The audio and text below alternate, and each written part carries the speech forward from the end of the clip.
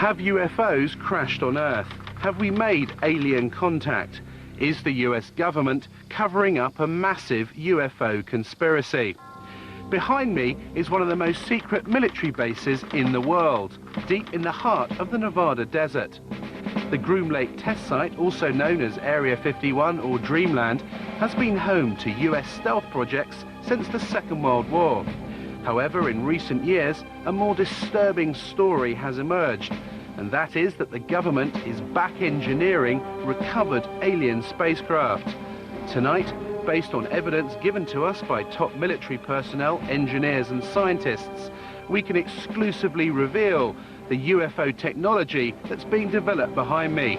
It's a story the US government has tried to cover up for half a century. The truth behind Dreamland.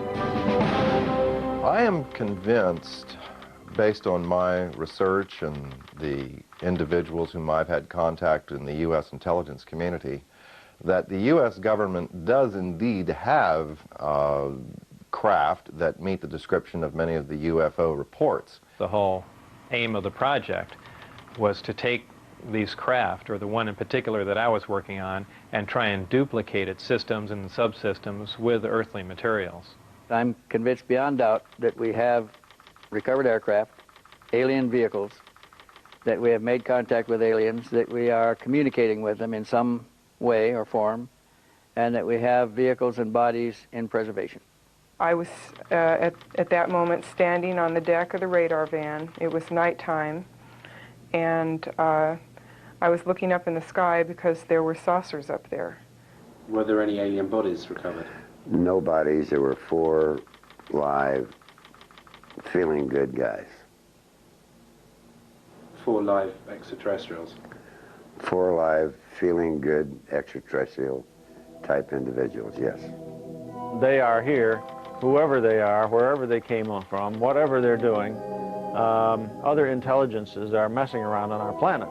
I think that too many people's butts are on the line with this, that they lied to us too long, that a lot of people have stolen legitimate national security money to keep this cover-up going, that they have perpetuated disinformation schemes on the American public, probably on the British public. The Air Force knows that there was a crash saucer, there were alien bodies recovered, that there have been aircraft that have gone up to chase UFOs and have not come back. They know that we're dealing with the biggest story of the millennium.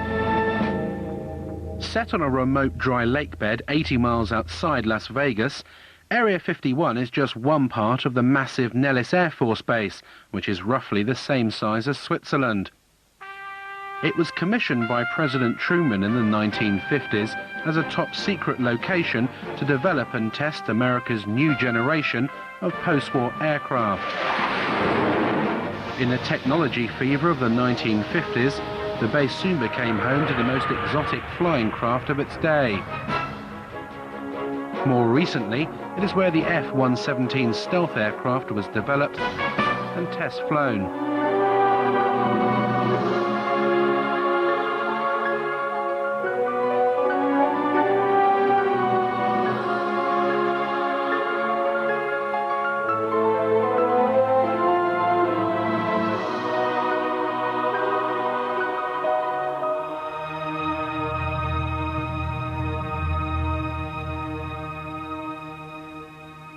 This is an area that has been known but officially denied for many decades. We go back quite a ways into the 40s and 50s with the development of the U-2 spy plane, the SR-71. All of our super secret aircraft have been developed and test flown out in this particular area. The A-12 from its inception through its retirement was operated out of only 2 locations. Area 51 at Groom Lake was its original home. The first aircraft was delivered there in January of '62, and the last airplane left on June 21st, 1968.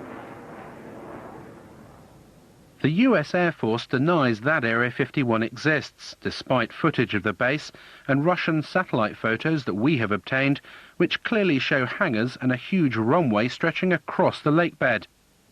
In the face of constant denials of its existence, the base has expanded since the 50s, with several passenger jets now landing every day, carrying hundreds of workers to the base. With this level of personnel, the few buildings that can be observed above the ground are merely the cover for a large underground facility.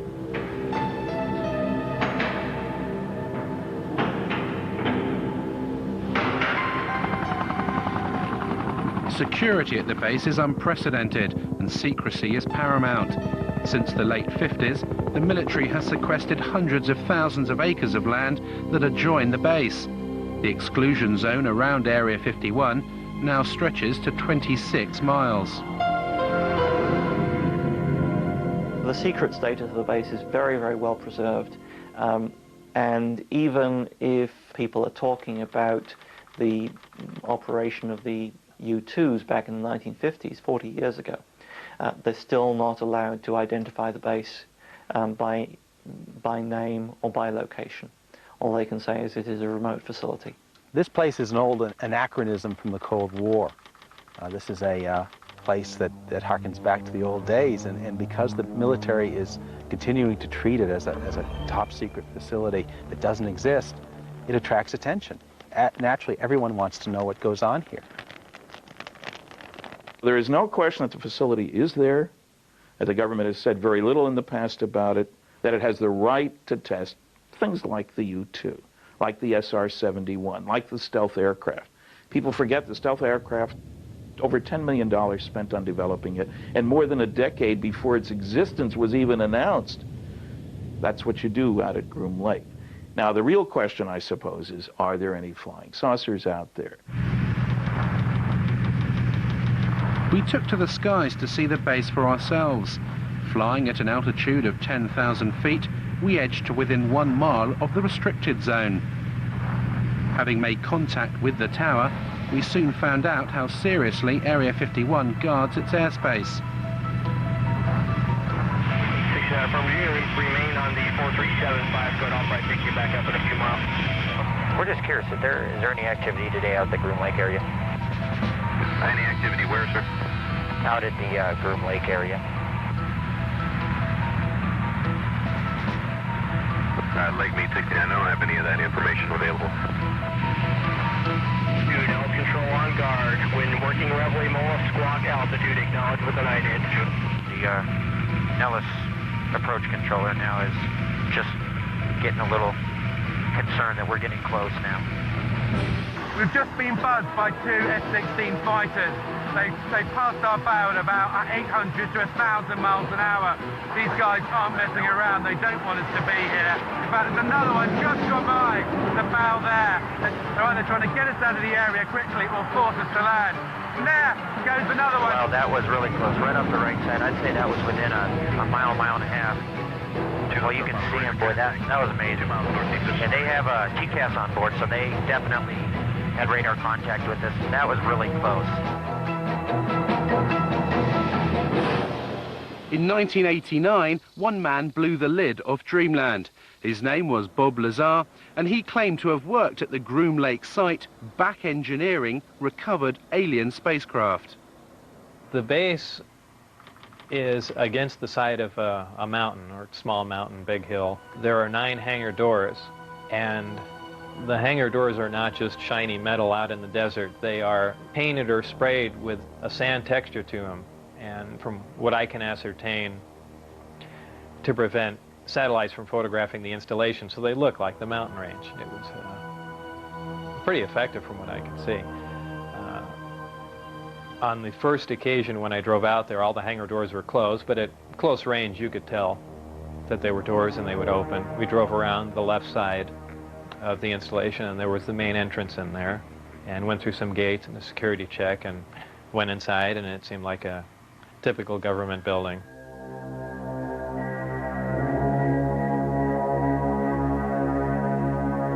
The work that I did basically entailed back engineering the power and propulsion system, and I opted to start with the power, the reactor that ran the craft. With the clearance that I had, that was known as Majestic clearance, there were only 22 people at S4 with that clearance to work on the craft. The location he worked on at Area 51 was called S4 and was housed on Papoose Dry Lake Bed, a short drive from Groom Lake. When I was brought in by bus, normally we had gone around to the left side of the installation and entered the door there. And for the first time, one of the hangar doors, the one on the end, was open. The bus drove up and we stopped there, and clear as day, in the hangar, taking up almost all the hangar, was the disc. Looked like something right out of a science fiction movie. And we stopped, got out, and for the first time I was let in through that door. And as I walked in there, I thought, well, this is the new advanced aircraft we've been working on, and this is why people keep seeing flying saucers, because it's ours and we've just been testing it probably for all these years. And when I walked alongside it, I ran my hand on it. I say it's metal because it was cold, so I just assume it was some sort of metal. And in fact, by the hatch that was taken off, there was an opening there, and it had a little backwards American flag stuck on it. So I was positive it was something we had manufactured. I was allowed in the craft on one occasion to see the placement of these systems in case it was important to their operation. So I was, of course, escorted in the craft, and it was obviously made to be piloted by something smaller than the average human being. Very cramped in there. There was a sub-level where a little collapsing floor member opened, and I could stick my head and upper torso down underneath with a flashlight to see how the gravity amplifiers hung upside down. Looked around the placement of the 3 seats, about 1/3 to 1/4 the size of a normal human seat.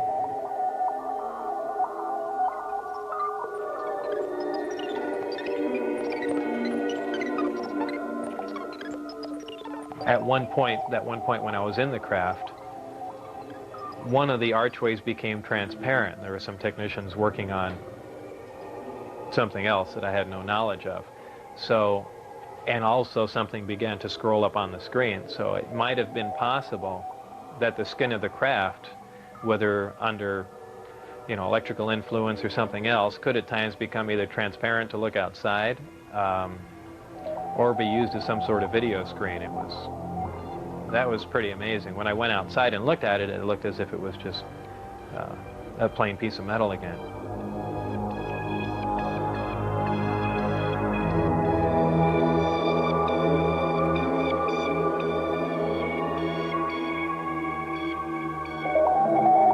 A lot of people say, boy, it must have been exciting to go in there, and I always say it wasn't. It was a very ominous feeling. You really had because it's so, I know it sounds silly, but it's so unearthly in there. Nothing had a sharp edge to it. It was if the seats, the amplifiers that were in there, everything, as if it was made out of wax and heated for just a little bit and then cooled off. Everything had a smooth curve to it, even where a chair met the floor was blended into it.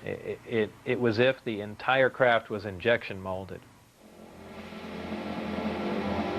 No one, let alone Bob Lazar, have been able to verify any of his academic or professional credentials. In 1990, he was convicted of pandering and declared bankrupt. In court, he simply described his occupation as a self-employed photo processor. Is Lazar a fraud? Did he work at S4? Or was he set up by the military to release certain information about the base? The notion that he would make a great patsy and he's the perfect scientist to work on such a project is interesting science fiction. In the first place, we have no reason to say he's a scientist. No diplomas, no papers, no memberships, nothing. In the second place, I worked on security for 14 years. People take security far more seriously than that. One of the strange statements he's made, there are only 22 people working on this thing. Well, you get more than that working on devising a new mousetrap for the government anyway. That makes no sense.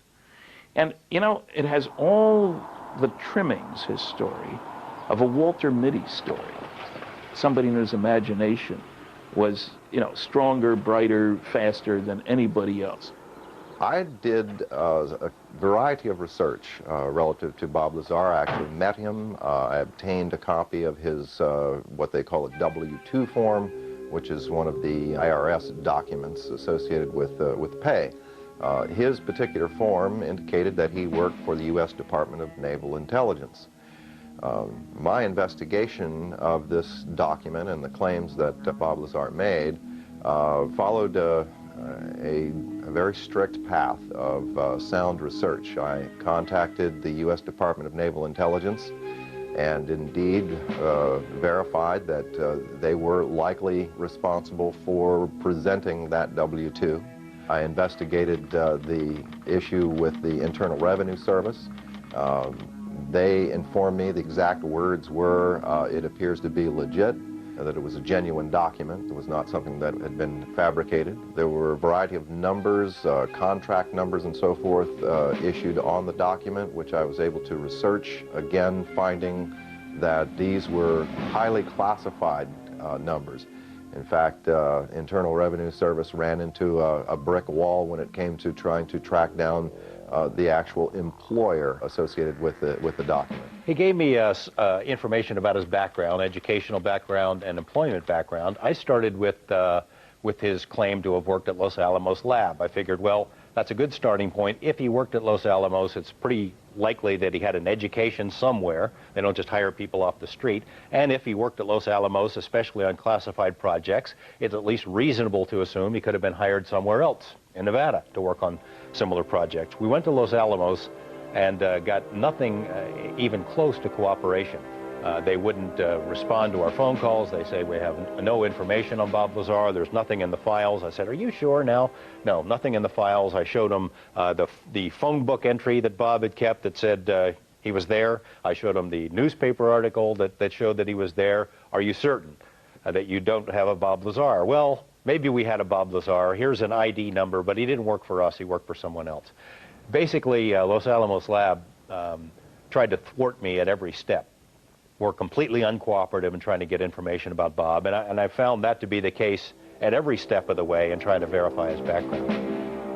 I'm the one that couldn't find any records or any, I mean, I'm the one that brought that up, because I was the first one to run into that. Initially, I couldn't get a hold of my birth certificate either, and that was one of the things that concerned me, is they might be trying to make me essentially a non-person. I think it's most likely that Bob Lazar was indeed set up to be the conduit for certain information relating to this extraterrestrial project. You're watching Movies for Men 2.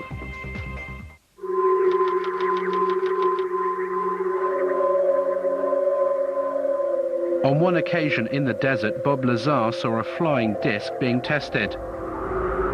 I was brought into the hangar for one of the short duration tests, and the craft was already outside on the lake bed and lifted off silently and was drifted around for a bit and set back down, and that was pretty much of a marvelous sight. It's a huge thing. It's like seeing a house lift off the ground quietly. It's just, you can't imagine the energy involved to do that and not to make any noise at all. There was some audio communication with the craft, and so I can only assume that there were humans on board, and somehow they had managed to squeeze themselves into those little seats or put something in there to sit on, and obviously they knew how to operate whatever controls there was, or fabricate their own, or retrofit it with something. The Apollo space missions of the 1960s stirred America into space fever. But as the country's finest astronauts hurtled skywards in conventional rockets, did the president know of the existence of sources and propulsion systems that were literally out of this world?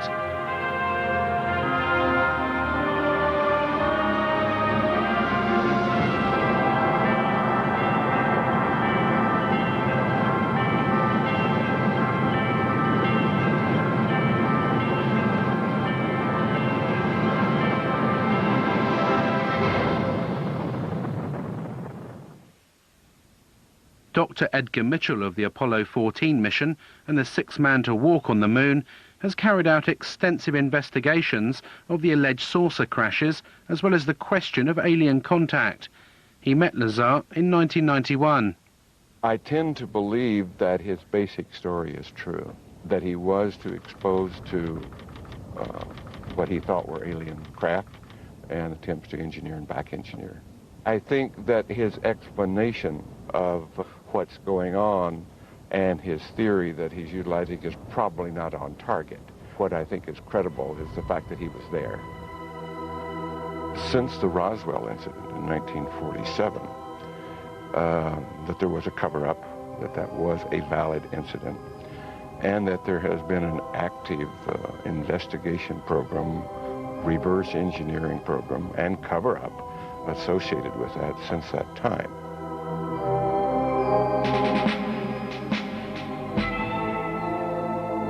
After working at S4 for several months and in clear violation of his top-secret clearance, Bob Lazar decided to tell his closest friend, Gene Huff, about his work at the base. My reaction was to, without pressing him against his will, find out more, get him to tell me anything I could. And it wasn't disbelief. I think I was actually motivated to further read. I started investigating other books on UFOs and other researchers' information to see if anyone knew anything, and needless to say, they didn't know what Bob knew. 1 month later, in March 1989, Bob Lazar went one step further. He decided to take his friends to the desert and show them a flying disc test. I remembered most of the days and times of testing. So I believe it was 8 or 9 o'clock on a Wednesday night, somewhere in March '89, I believe. We went out with Gene Huff, my ex-wife, and John Lear. Shortly after the flight time that I had recorded, white light came up off the ground and hovered, and then began doing radical step maneuvers and darting from one side of the sky to the other, doing some impossible flight characteristics. But at times the craft had glowed tremendously bright, where we thought, being miles and miles away, we thought there was something wrong and the craft was going to explode, so much so that we all got behind the car. It actually came closer. It came down the mountain range toward us to where we could actually see it was elliptically shaped. It looked like something that, it's strange to explain. It looks like an explosion that starts to explode and stops and doesn't explode and dissipate. That's how bright the light is. Your brain interprets it as an explosion about to happen. On his third visit with his friends to observe the discs at night, Bob Lazar was arrested. He was taken to an unknown location for interrogation and never returned to Area 51. They threatened my wife. They threatened to kill my wife. They said they'd stop at nothing. They said they thought they made that very clear. They couldn't believe that I had taken anyone out there to show them that, much less left with information like the flight test data, and wanted to know what else I had said, who else I had told specifically. Security agents from the OFI, the Office of Federal Investigation, had been witnessed doing random security checks at his house. There was almost no question in anyone's mind, anyone in Bob's immediate life who talked with him on the telephone, that his phone was tapped. I mean, strange things would happen on Bob's phone and really continue to this day. Dennis Mariani, who was my supervisor, called, and all he said was, "Do you have any idea what we're going to do to you now?" And that was the end of the phone call. They were crazy. They really were. They were completely out of control. When you go to work out at those locations, you sign away your constitutional rights. You sign a piece of paper saying that if you violate your security agreement and you discuss programs that you're working on without a trial, without right of appeal, you're going to go to Leavenworth Federal Penitentiary for 20 years. That's a real big incentive to keep your mouth shut. We had an engineer who worked at this TV station who, before he was here, had worked at Area 51 and had seen one of these craft under a tarp.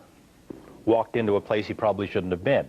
I arranged to do an interview with him. He lives in another city, in another state.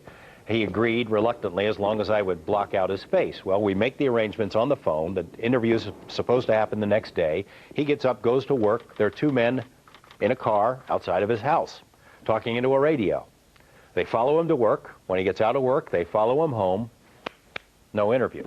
I mean, it happened again and again and again. Same scenario. It has been very difficult to talk about this. It's almost like every time I relate the story, it gets a little easier, but when I first started talking about it, it was like my mouth didn't even want to form the words, and the sound didn't even want to come out of my throat.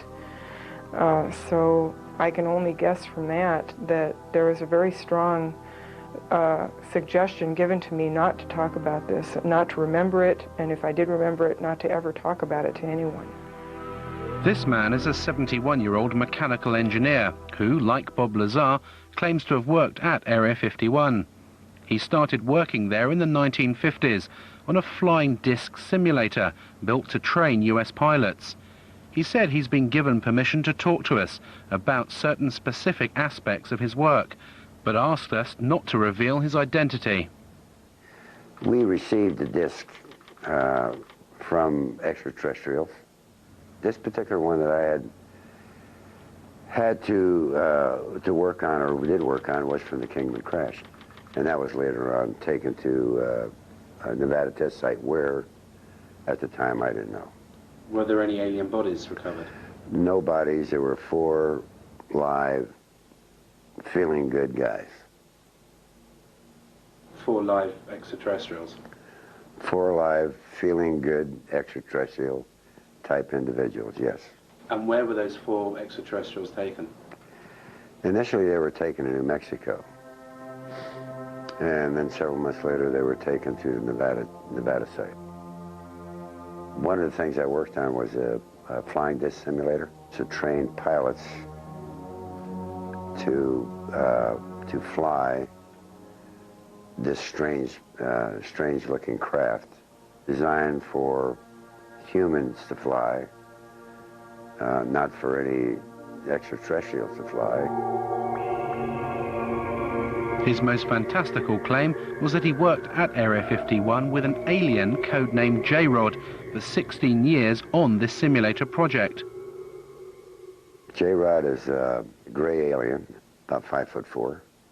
His role was only as a translator, scientific translator. That was all. If we wanted to put something in the place of what they had, he had to agree with it. I would have a question, you know, and I would bring it up in my mind, just how I wanted to present it with him, and he'd already know that I had this question, and he would already have the answer for me. And if he responded, it would be in my voice. And you wouldn't even open your lips. It is possible that he and a few thousand others are working on a project, either here or elsewhere. Is this a few thousand other greys? A few thousand other greys like himself. The nearest town to Area 51 is Rachel, population 150, and home to the most famous bar and grill in Nevada, the Little Alien. The local residents have seen their highway truck stop turned into the UFO and ET Center of America. Tourists flock to Rachel to scan the skies in the hope of having a sighting. For all the hype, the sightings of bizarre lights in the sky do continue. Local resident Chuck Clark has had many unexplainable sightings. The most remarkable sighting that I've had in the last 3 years took place 2 years ago, February of '93. I watched a glowing object ascend vertically from the area south of Area 51, where S4 would be located, hang motionless in the air for about 10 minutes and then slowly start to descend. All of this while I thought I was watching a illumination flare that was launched from a mortar tube. I can hear jets in the background. I'll zoom back a little bit. This is looking straight over Steve Medelin's ranch, right here off 375 highway. This is right over the peaks. Once it got down to the ridge line, however, it was in front of the hill that had come up from behind. The hill was about 12.5 miles from my position. It came down to a few feet above the ground at the base of the hill, hovered momentarily, which is still consistent with what a flare might do in calm air, but then suddenly it shot off westward, covered 4.8 miles in 1 to 1.5 seconds, and stopped cold, also about 30 feet off the ground, hovered just long enough for me to get it focused in my binoculars for maybe 2 seconds, and then it vanished right in place. We've seen video of craft that were luminous, that would move across the sky as if it was skipping a stone across water, or sort of a sewing machine effect. What we see across the screen are a series of lights, of dashes of light, as the object moves from point A to point B. And a rather strange warping occurs that's very difficult to unravel until you go frame by frame and you begin to see what is actually occurring. Therefore, we are seeing what you might call a shadow effect of the propulsion mechanism at work.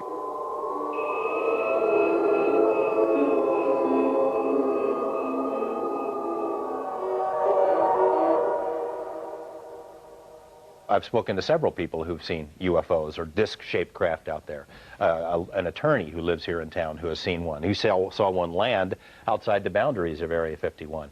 I've spoken to a very high-level managerial type who worked for a defense contractor out there for a number of years, from a very respectable, reputable family. His credentials are beyond question, but he doesn't want his name or face used, and he has seen them many times. There were a variety of craft that were all essentially generically sort of canister-shaped. I guess you would say they were predominantly disc-shaped or rounded, like one of those Chinese lanterns or something or other. They appear to be colorful. At least they were multicolored in addition to the lights that seemed to be able to take on the light of the background. They could camouflage themselves somewhat in the sky by absorbing the blue light from the sky and clouds.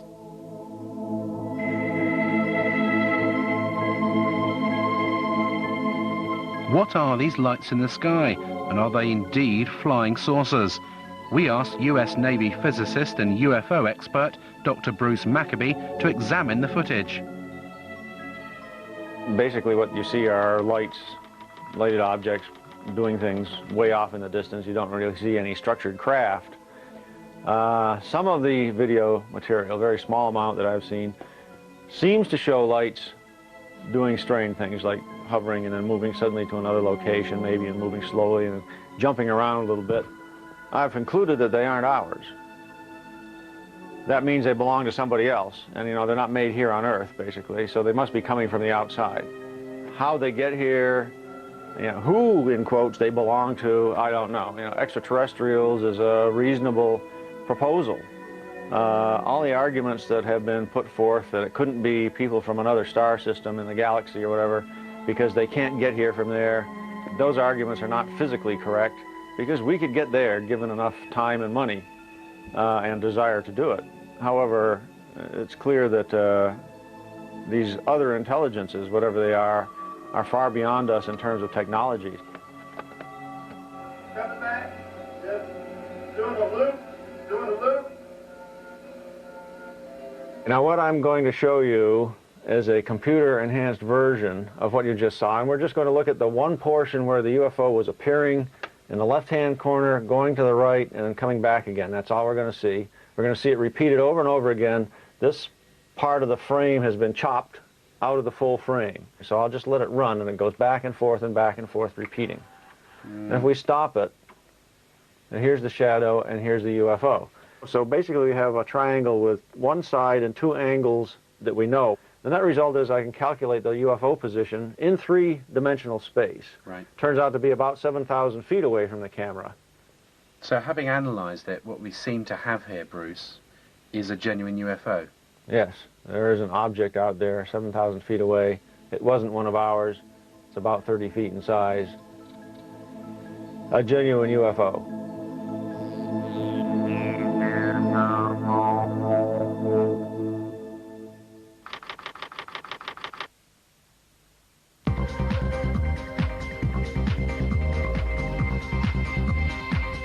Men 2.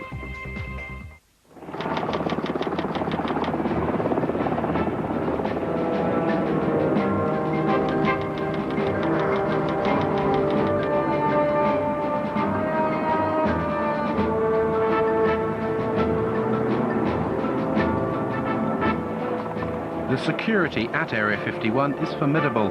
The entire perimeter is surrounded by motion detectors and cameras.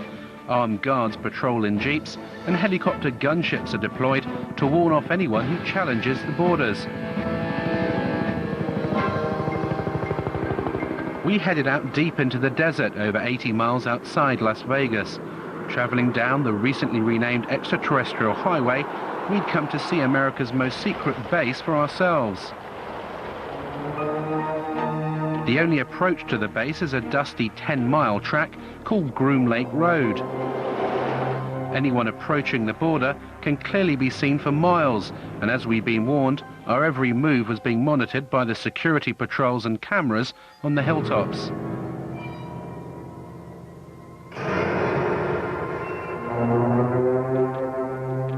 This is as far as you can come to go to the Groom Lake base. It actually says on these signs that use of deadly force is authorized.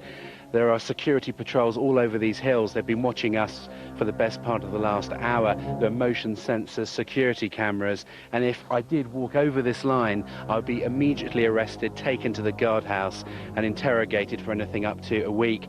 As soon as you step over the line, past this sign, you lose all rights.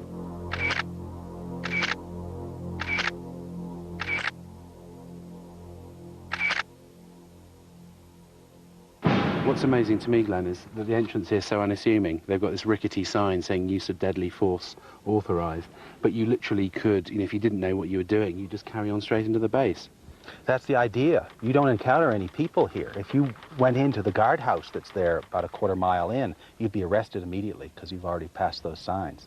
They don't want to answer any questions, so they don't put any people in vulnerable positions. And as you come off the highway up there, the extraterrestrial highway, there's no sign saying Groom Lake. There's nothing, is there? No, I've put up a secret base sign up there occasionally. Secret base this way, but it doesn't stay up for very long. And on foot or in car, this is as close as you can get to Groom Lake, isn't it? This is physically as close as you can get. Unfortunately, you can't see anything from here at all. How far are we actually away from the base? We're about 13 miles northeast of the base right now. Right. And if we continued up this road, if we drove into the base now past the signs, we'd be arrested? If you drove beyond here 20 feet, you'd be intercepted. As night fell and determined to see the secret facility, we headed for Tikaboo Peak, which overlooks the base 7,000 feet above the desert. At our base camp, I talked to Glenn Campbell, who founded the Area 51 Research Center in Rachel and who produces the Groom Lake Desert Rat newsletter. He gave up a successful career in computers to devote his life to uncovering the truths of Dreamland. This is a large facility as big as the state of Connecticut. It's got lots of unknown, unexplored areas that you could store anything you want. Area 51 is only the best known secret base of a vast complex. They could house a lot of different things we don't know about. But there is actually no fencing, is there? Yet they know when you cross that line. It's simply marked by orange posts every few hundred feet. It's easy to wander across this line, but as soon as you do, they're going to detect you and they'll be right on you. This is a very harsh military border. It's not a place for tourists. Military has never said there are no UFOs. It's never directly denied any of the Area 51 stories. It would have been so simple when these claims came out, these Papoose Lake claims, for the military to simply say, look, we have nothing there. They could take a few reporters to this area and show them, nothing there. The military hasn't done it. The military has stonewalled. It has remained silent. And that's the most damning thing that they can do. At 3 a.m. we started our final ascent of Tikaboo. We needed to reach the summit before daybreak in order to see the base lit up for its nighttime test flights. Even at night, the roar of the jet shattered the silence of the desert.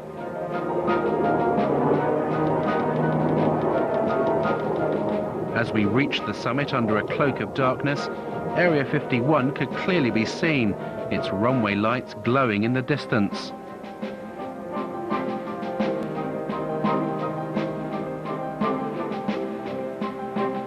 After trekking for several hours, we finally set up camp here, some 7,000 feet up. And since the crack of dawn, we've been watching non-existent flights, ferrying non-existent personnel to this non-existent base. Tikaboo Peak is the last safe vantage point where you can clearly see Dreamland. But how long before this too is claimed by the military?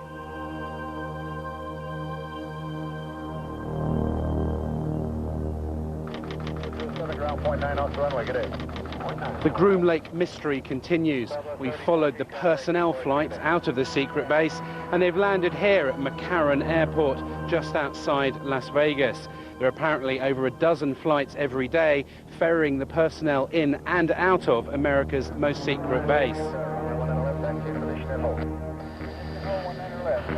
Jordan 19er left, wind departure.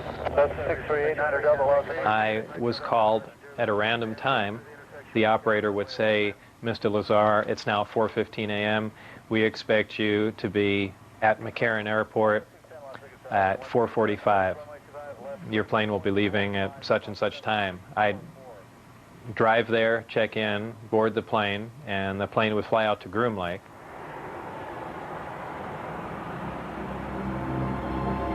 As the Groom Lake workers headed off in their cars, we tried to enter the terminal.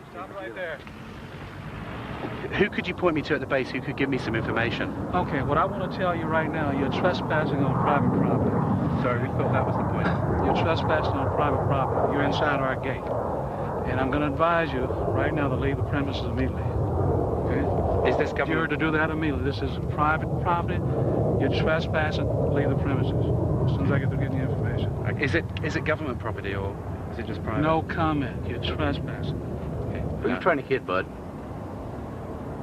I just You're trying to bullshitting me and quit it. Is there anyone you can point us to give us any details of?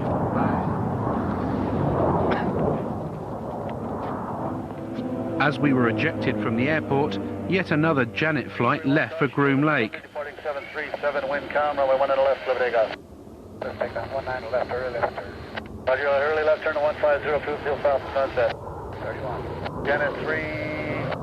Janet 605, cross runway 25 right, kind of ground point 1 on the other side. Good day. Our investigations have revealed that a private company is working with the US military at Area 51. We believe this is the company, EG&G Special Projects.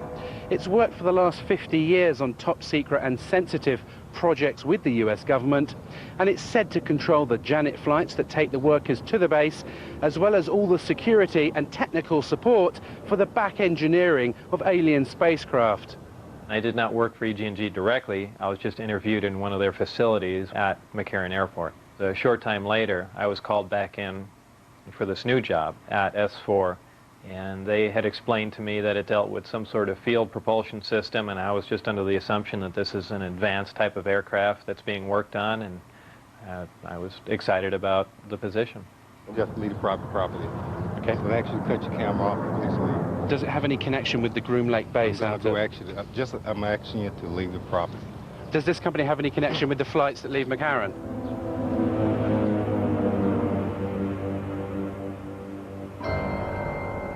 EG&G has been the central civilian contractor for Groom Lake basically since the beginning.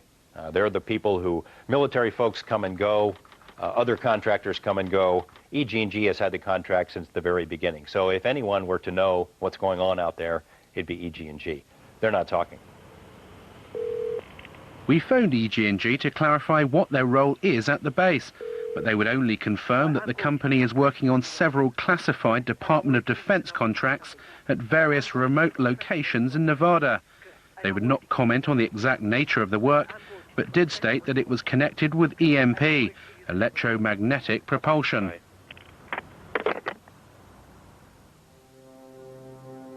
If recovered alien craft are buried deep beneath the Nevada desert, then the power to release this information to the public lies deep inside the corridors of Washington. As an intelligence insider said to me, the problem isn't obtaining the information, it's handling the truth.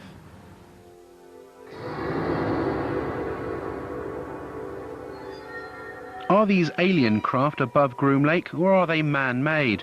Have the US military developed the technology to build flying discs? Join us next time on Dreamland. There's a great deal of legitimacy to this UFO phenomenon, to the issue of alien intelligence.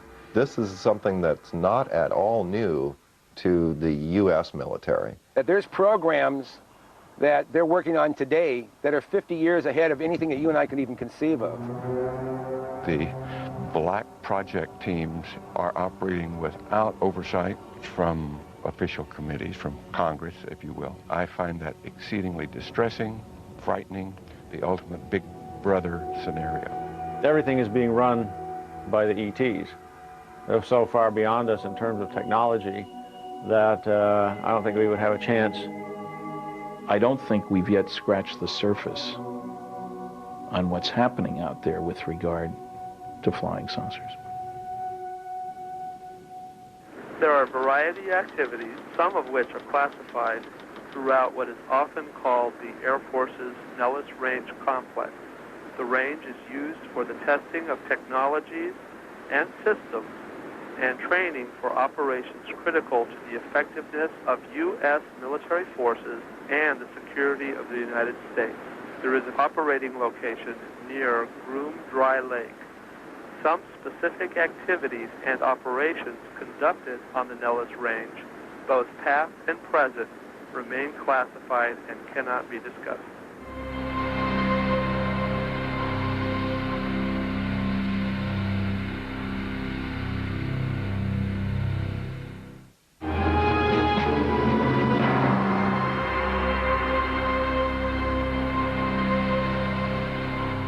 Based on the evidence of former workers and the unexplainable lights in the sky, there is little doubt that Area 51, seen here in the distance, does house flying craft that are literally out of this world.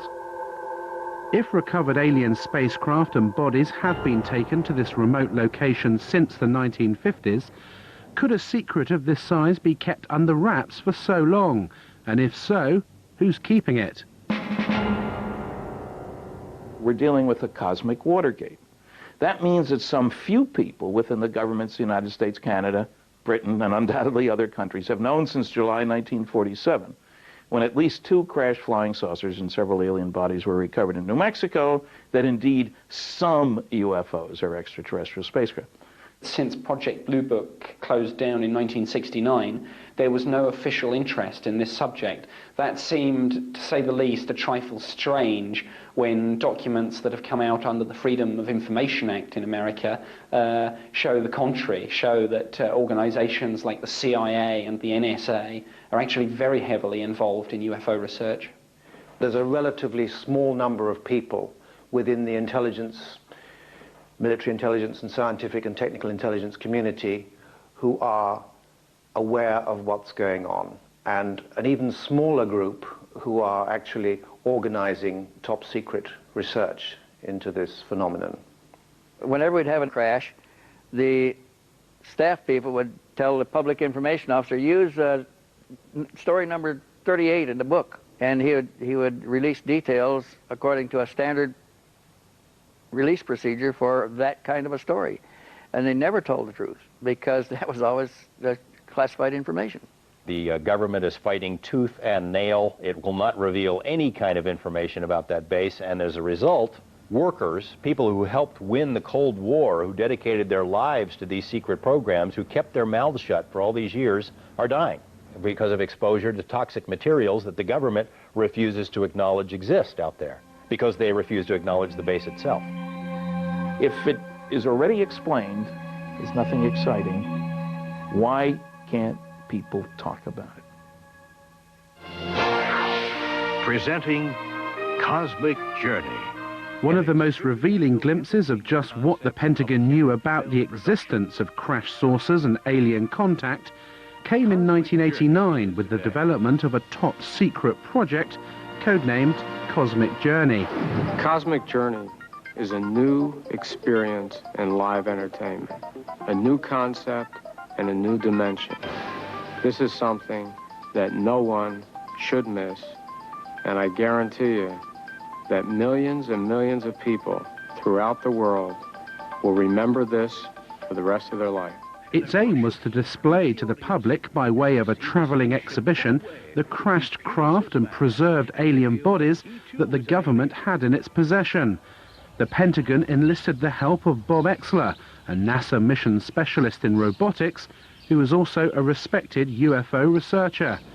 At a series of meetings in Washington in 1989, military officials set out their plans to Exler. They were devising a variety of kiosks to show the history of the UFO sightings, UFOs associated with the space program, and of course aliens associated commonly with the abduction phenomena. I was shown a photographic rendition that involved an actual, what appeared to be some form of an alien creature, typical to the gray aliens that have been referred to popularly in the publications and the press. The creature was encased in sort of a glass coffin-like structure that was being preserved. There was a lot of apparatus, tanks and so forth, probably some form of a cryogenic tank to preserve the body from decay.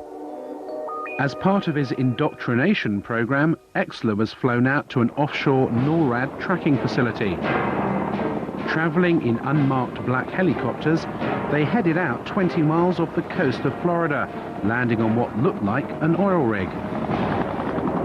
As we got into this facility, we descended to an area that I would describe as sort of a mezzanine area, looking out over a control room. This was obviously a NORAD tracking facility.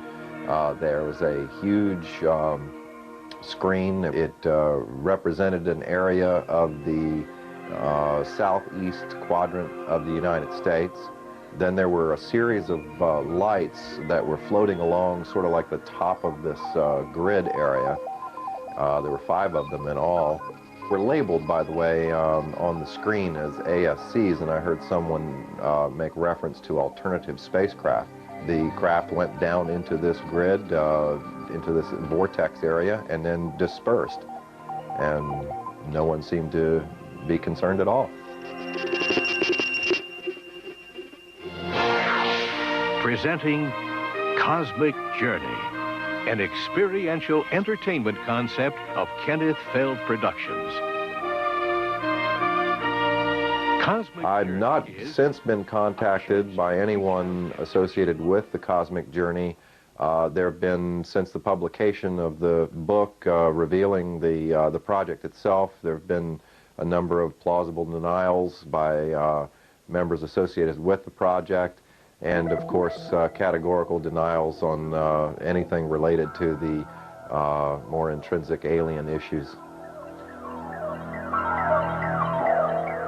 The only official UFO investigation that the United States will admit to was Project Blue Book. It was set up by President Truman in 1952 after a rash of UFO sightings over sensitive military areas. Was it a genuine attempt to investigate UFOs, or just a smokescreen to keep an increasingly anxious Congress and public at bay? The public was told everything's under control. Sign, grudge. Blue Book, that is the organization that's doing the UFO thing. We have access to the finest scientists. And there was a whole bunch of malarkey that went along with that. It was set up as a public information office to answer the questions on the UFO phenomena for the public. And their case information, their files, were sent down from upstairs, from where my office was, where my desk was. Usually cases that could be explained away, and those were used as sample cases in dealing with the public. Anything classified above confidential stayed upstairs and even went higher and never came into the purview of Blue Book at all. I don't think it was a genuine investigation in that the really sensitive reports were filtered out by a more important group than Project Blue Book. We have obtained copies of Project Blue Book documents. There are literally hundreds of reports of UFO sightings and eyewitness accounts from both civilians and military personnel, many that were unexplainable. Project Blue Book is still some 40 years later the most important body of evidence admitted by the US authorities that we have made contact with extraterrestrials. The investigation was closed down suddenly in 1969. No reason was given. Blue Book was the cover organization. That's the one you heard about. That's the only one ever mentioned. And as recently as last year, an Air Force letter to a senator said Blue Book was it, and when we closed it, we got out of the business. In reality, all these other groups concerned with monitoring the skies were continuing to look at militarily important cases. A light in the sky means nothing. But if one goes buzzing down the runway at a strategic air command base where nuclear weapons are stored, which has happened, and we've got some records on that, that's of concern. We can say that the recent sightings are in no way connected with any secret development by any agency of the United States.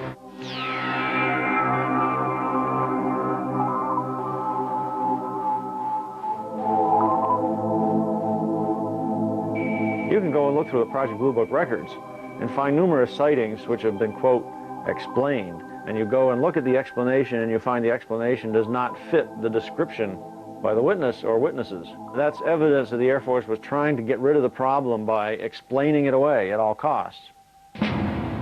The evidence seems to suggest that the United States government is still investigating UFOs. The question is, who's in charge? Both the NSA, FBI and the CIA deny any responsibility. Because all information regarding extraterrestrials is handled as SCI, sensitive compartmentalized information, even the President of the United States in the White House behind me may not know the whole story. Who's in charge? Is it the President? Is it the Air Force? I'm convinced that we still have an analog with Majestic 12, a group of outstanding people, intelligence community primarily, and some technological people are running the show. Presidents come and go, the intelligence agencies go on forever. To the best of my knowledge, there is no official UFO investigation unit operated by the United States government. However, unofficially, the records show that the Defense Intelligence Agency, through its Defense Attaché system, has a remit to report on UFO incidents worldwide, and that's easily provable, despite the fact that the DIA maintains they have no interest at all in the subject. I tried during my 3-year tour of duty to establish contact with an opposite number in the United States. I made repeated attempts to do that, but consistently drew a blank. I was told that since Project Blue Book closed down in 1969, there was no official interest in this subject.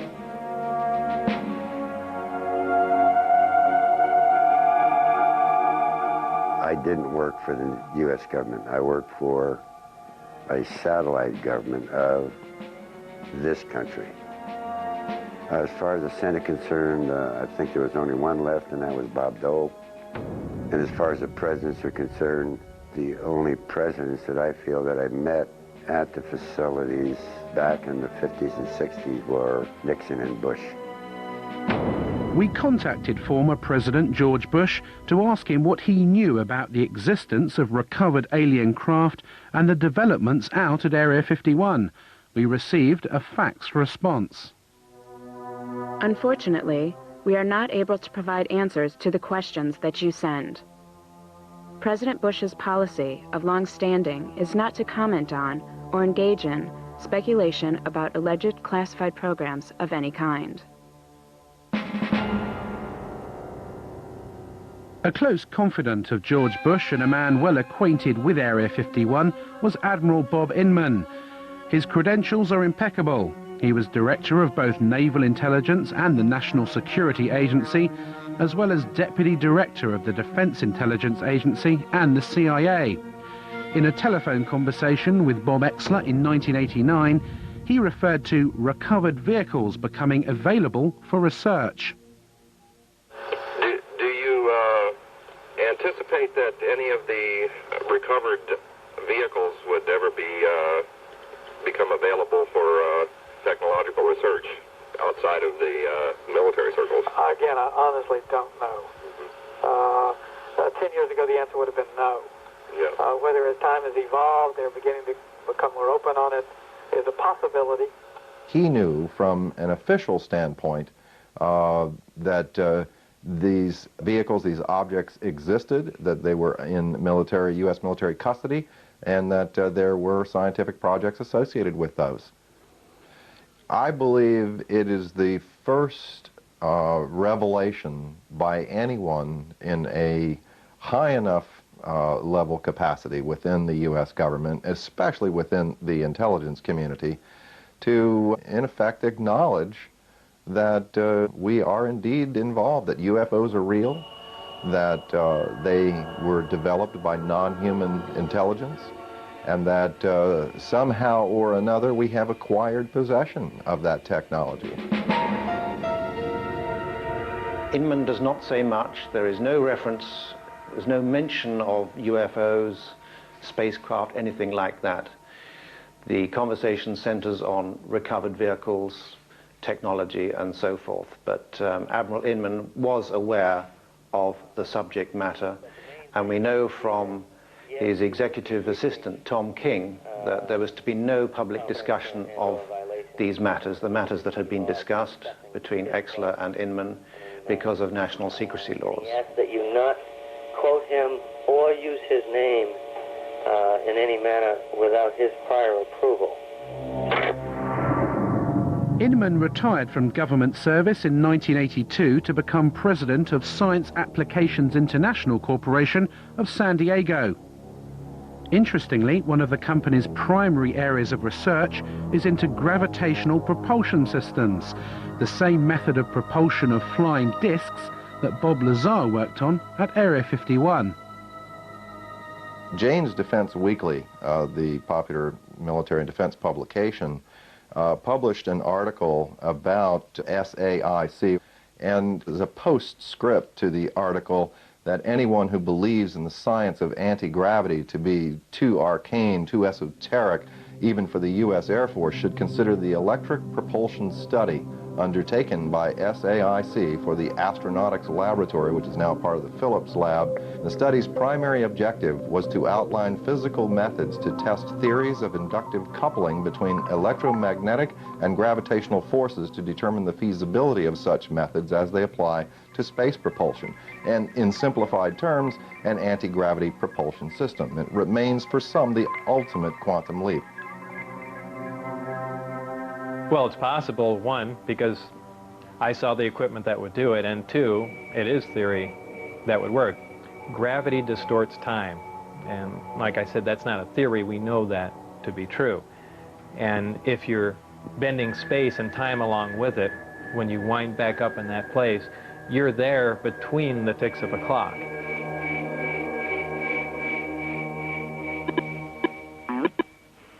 We called Admiral Inman to find out what he knows about Area 51 and why his company is developing this gravity propulsion system. Let me get right to the point that you're after. Yep. I had occasion in several different jobs to ask the question, was there any credible evidence? When I was the vice director at the Defense Intelligence Agency, the National Security Agency, the Central Intelligence Agency, I inquired at each of the three places at different times, do you have any credible evidence that would support the existence of UFO or, aliens? Yep. And the answer was always no.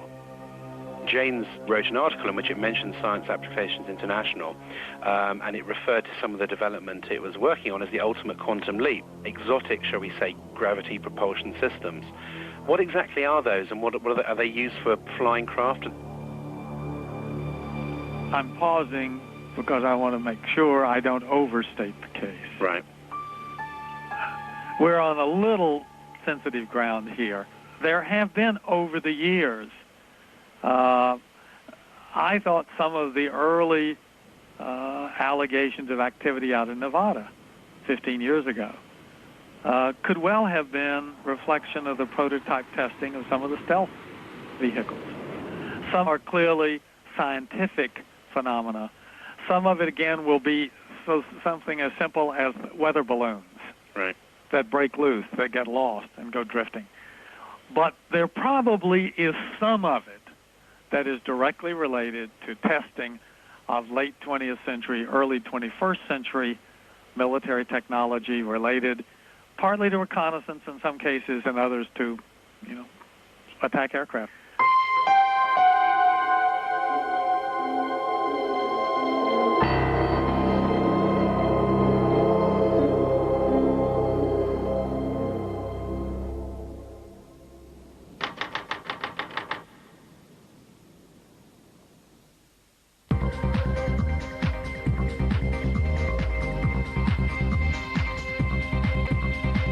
You're watching Movies for Men 2.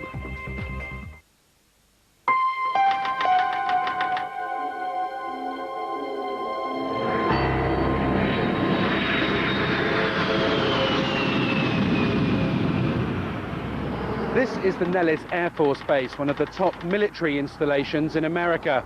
It's split into 4 main areas. The Tonopah and Nevada test sites, where America's top secret nuclear tests take place, as well as the Nellis bombing range, where the latest jets and bombers are put through their paces. It's also home to Area 51, so if there are flying saucers being tested over the desert, then the personnel at Nellis definitely know about it. We were contacted by a former radar operator at Nellis, who confirmed that she had witnessed a classified flying disc test out in the test range. She left the Air Force in 1985 and is too frightened to reveal her true identity. The flying disc test took place at night in the desert a few miles from the base. I was at that moment standing on the deck of the radar van. It was nighttime, and I was looking up in the sky because there were saucers up there. There were 10 to 15 saucers, and they were glowing orange on the bottom. The one that was closest to me, I could see in pretty good detail. I was standing with a group of people of whom I did not know any of them, and they did not appear to know each other. So it seemed like we were all very isolated. No one was talking to anyone.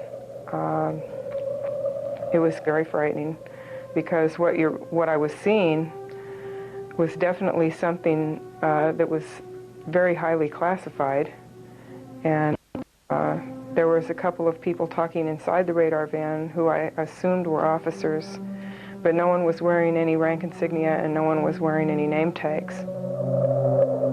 The maneuvers that they executed were very sophisticated, so my guess is that they were piloted by aliens, exactly what maneuvers they could do.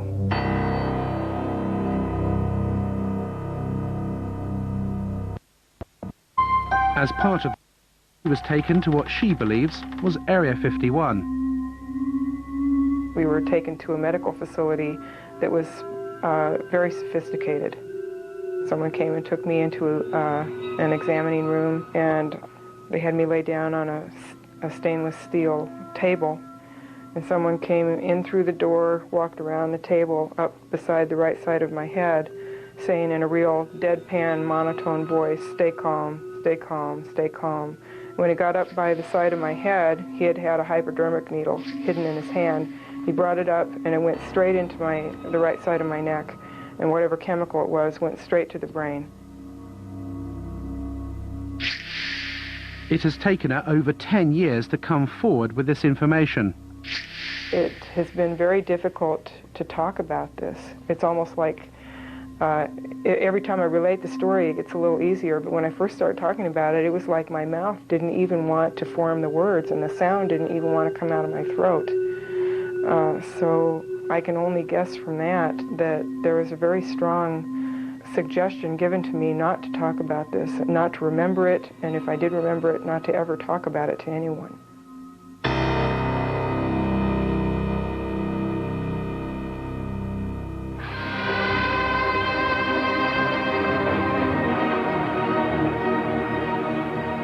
As recently as 10 years ago, this Lockheed A-12, which flew out of Groom Lake, was still one of the US Air Force's most top secret military aircraft. If you'd seen it in the skies at night, you may be forgiven for thinking you'd just seen a UFO. So how many of the hundreds of thousands of UFO sightings every year are nothing more than military aircraft? And is the great secret of Groom Lake just a 21st century descendant of this airplane?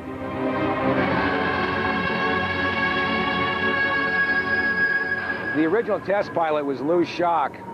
The first time he saw it, I mean, he rubbed his eyes, he turned around, walked back out of the production hangar at Lockheed and walked back in because he did not believe his eyes. You know, initially they were going to call it El Salvador instead of Cygnus. For the simple reason, in Spanish, that means the Savior or Jesus Christ. Like everybody who saw the airplane could not believe what they were seeing. It was a Buck Rogers airplane. This airplane was built, designed almost 40 years ago. 40 years before that, the hottest thing flying was a Seversky P-35. 40 years before that, it was a balloon. So the technology has not stood still. So there's a very good possibility that we are looking at man-made transportation for the 21st century. The United States Air Force alone, in 1997, according to the latest budget request, will spend more than $11 billion on research, development, and production of secret weapons systems of one kind or another. That's considerably more than the entire research and production expenditure of any other military in the world. I am very distressed that the black project teams are operating without oversight from official committees, from Congress, if you will, from public oversight, with black budgets that no one knows where it's going or what it's being used for. I find that exceedingly distressing, frightening, the ultimate big brother scenario. I think a good part of the reason for keeping everything classified is because this is an awesome weapon. Now you think the amount of energy that this system can put out, weapon system if you want to look at it as that, and it obviously had some weapon potential. Just think about being able to deploy something like that virtually instantaneously anywhere in the world. You know, you have a conflict in the Middle East, how long does it take you to get an aircraft carry over there? Well, it takes a long time. Here's an awesome weapon power that flies, that can move somewhere virtually instantaneously and, you know, pound an enemy virtually into dust. Yeah, that's something to keep awfully secret at any price, because that's something you can almost conquer the entire planet with. I'm convinced that human beings are building disc-shaped craft. In fact, it was reported that by 1960, the U.S. military had already developed a disc that could operate silently. Man-made flying saucers are indeed real. This is the Avrocar, which was launched in total secrecy in 1955, less than 10 years after alien saucers were allegedly recovered from Roswell, New Mexico. A CIA memorandum in 1955 stated that the Avrocar was based on research developed by German scientists in World War II. We have obtained the only film ever taken of the first top-secret test flights in Canada in 1960. Why was the military test-flying saucer-shaped flying craft in the 1950s, when Project Blue Book denied they existed? Was it a cover to hide the real alien saucers being tested out at Area 51? Like Project Blue Book, the Avrocar was scrapped suddenly in the late 60s after millions of dollars were spent. No reason was given. More recently, the Lockheed Skunk Works in Palmdale, California, unveiled Project Dark Star, an unmanned aerial reconnaissance vehicle. Seen in hangars or in the skies, it is a UFO. I think it's time that you get a look at the newest star in the world of airborne reconnaissance. Ladies and gentlemen, I present Dark Star.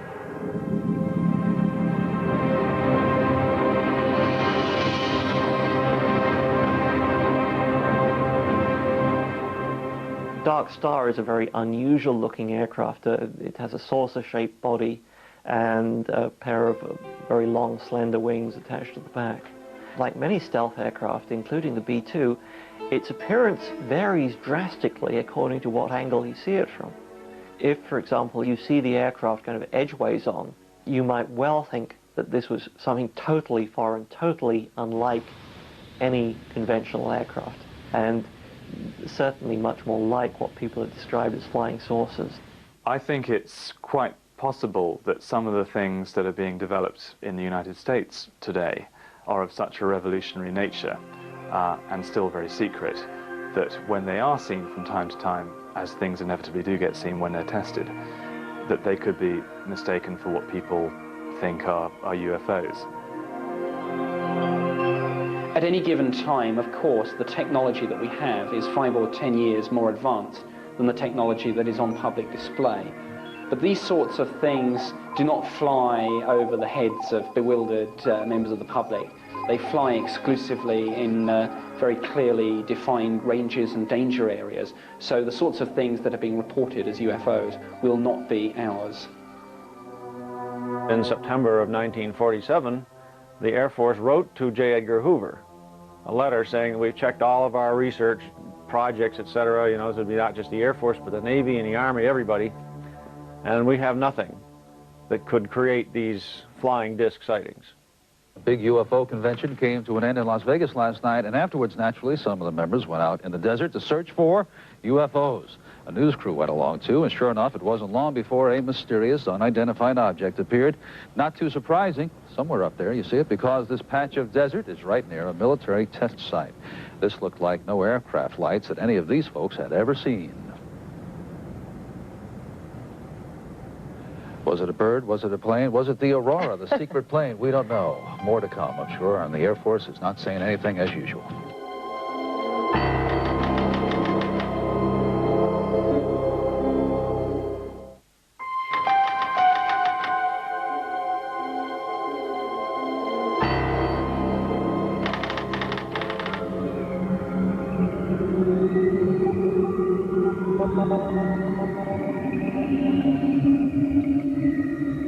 If UFOs are man-made craft, how do you explain the tens of thousands of cases of reported alien abductions every year?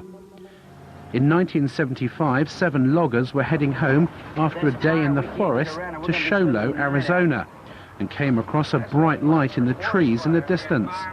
Driving closer, they could clearly make out the shape of a flying saucer, which was lighting up the forest around them. Mike Rogers and Travis Walton were in the truck. Stop, Mike! Stop the truck! It had lighted spots on it and was basically metallic, had a metallic framework. My first feeling was that it looked rather beautiful. But at that time, it wasn't making any noise and it wasn't moving. It was just quietly perched there in the air. Travis! Travis! You son of a bitch! How the hell are you doing? Oh, my God! When it started to move, the sound got real powerful, and I jumped for cover, and I got down behind this log, and the guys were yelling, "Get away from there," and they were swearing and everything, and I was getting, you know, pretty scared myself, and I made up my mind to make a run for it. And when I raised up, wham, something hit me. A beam of energy, a bolt of lightning, but it wasn't like lightning. It was like straight-sided, like a deliberate beam of energy, but it was so powerful it created like an explosion that lifted him off his feet and blew him backwards. And here's Travis flying back through the air. He landed some distance from where he'd been standing, landed flat on his back, and as he's going through the air, his arms outstretched, he looked lifeless at the time, like the concussion of it had already killed him or knocked him out or something.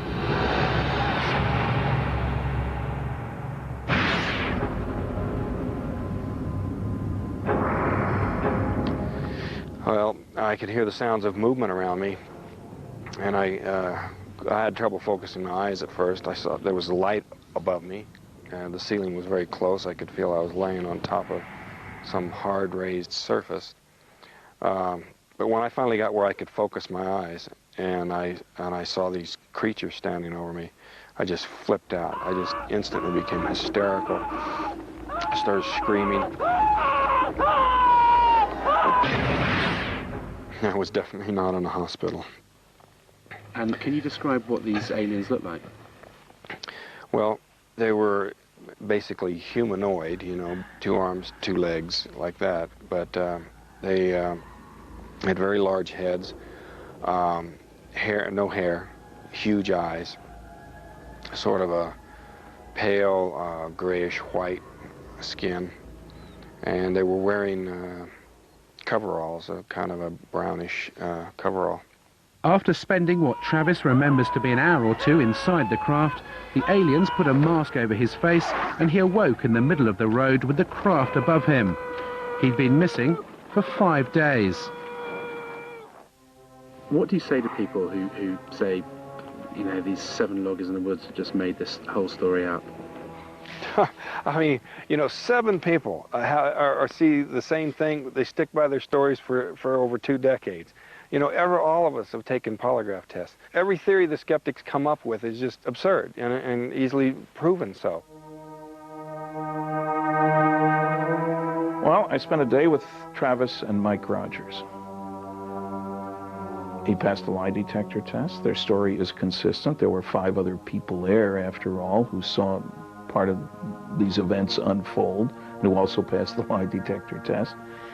His story is consistent. It's never changed. In a court of law, that would make the case. I found his story profoundly convincing.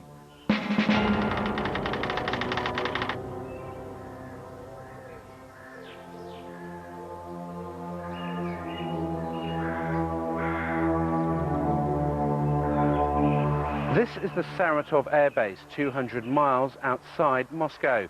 Behind these barbed wire fences is the Russian equivalent to Area 51. If you thought only the US government had flying disc technology, then you'd be wrong. The Russians have been working on a secret project codenamed Taryelka since the Second World War. Security here is unprecedented, and this perimeter fence is as close as we've been able to get to the base. We did secure some footage of the flying disc in the hangar. The codename for the project is Ekip, and it has been designed for humans to fly. We asked the scientist in charge of the project what propulsion system the craft uses, but he would not divulge what he called classified information. What is clear is that Taryelka is aimed at the commercial market, not the military. The Russian engineers here at Saratov see this as an alternative to aeroplane transport in the 21st century. Where the production and design expertise came to build the Taryelka, no one is saying. But surely it's more than just a coincidence that the base here at Saratov is so similar to Area 51, both in location and security. And as in the US, the Taryelka project was started in the 1940s, just after the alleged saucer crash in Roswell, New Mexico. I'm pretty sure that the Russians have those craft. We were told directly by a leading Russian scientist who had hands-on worked on these things, that both the United States and the USSR had acquired information from captured Nazi scientists and had built craft like these. They knew that we had them. We knew that they had them. The story I got from the Russians before is that these same scientists who felt that there was an alien connection, Stalin himself, I was told, believed in this alien connection, that these things came from somewhere else. Now, I think because of the political changes and the political uncertainties in that country, even these scientists are backing off from that position. Well, we're not quite sure if these are alien anymore. They're not certain that the Kremlin needs any kind of a UFO expose right now. The Taryelka will be on display at trade shows around the world in a few years' time, sold off to the highest bidder. The fact that mankind may be transported in flying discs in the early part of the 21st century is a startling transition from science fiction into science fact.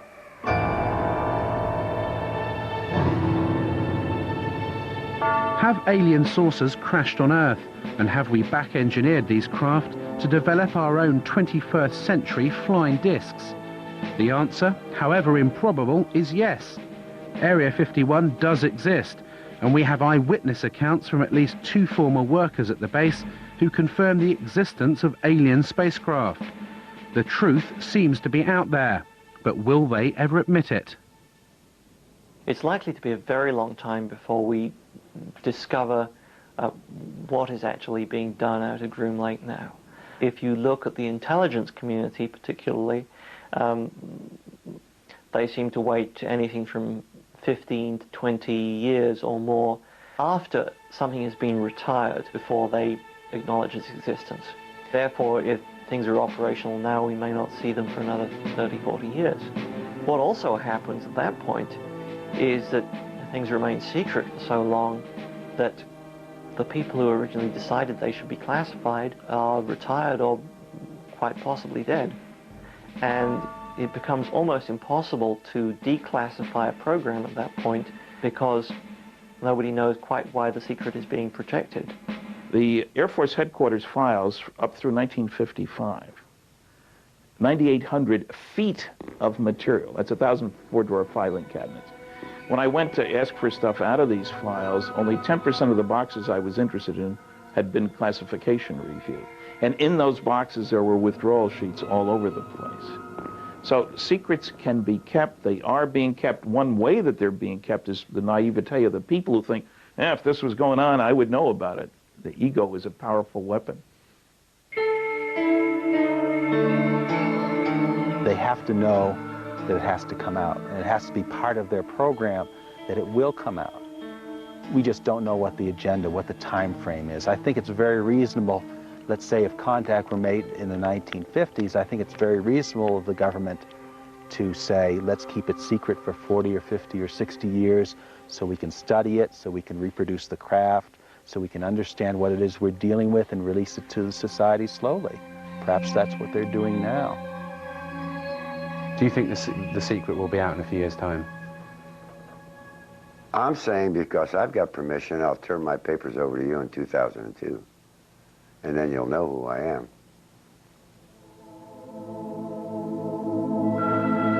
It's my impression that eventually there will be a weight of evidence so massive that society will admit that they are here, and at which point the government will have to admit that they've known a lot more than they've said all along. And this isn't just the U.S. government, this is virtually every government in the world. In 1979, the SETI program was set up to search the far reaches of space for intelligent life. It would seem that we now have an answer. The real reason for the cover-up is likely to be far more sinister than mere secret technology. We have to consider that the aliens themselves may be controlling the cover-up, especially if they don't really want us to know what they're doing here. Even if there is some communication between the government and them, everything is being run by the ETs. They're so far beyond us in terms of technology that I don't think we would have a chance.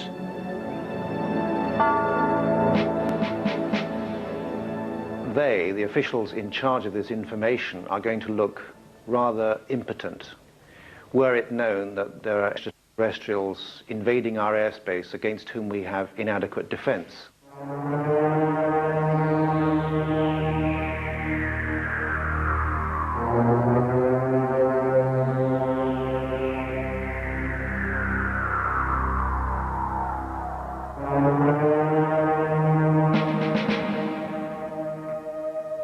We have investigated Dreamland for over a year. Whilst we didn't see any flying discs or alien lights in the which could not have been aeroplanes, military or otherwise. We have proved beyond a shadow of that Area 51 and underground base out at Groom Lake does exist. We've seen the workers fly in and out of the facility and talked to alleged former workers at Area 51 about their back engineering of recovered alien spacecraft. We've seen actual footage of man-made flying discs, both American and Russian. And there are warehouses across America housing files like these, full of UFO reports and alien abductions. Is this body of evidence just a figment of someone's imagination? I think not. As we move closer to millennium, mankind will have to face up to the startling reality that we may not be alone, and that a select group of US government officials have known about this for some time. I occasionally think how quickly our differences worldwide would vanish if we were facing an alien threat from outside this world. And yet, I ask you, is not an alien force already among us?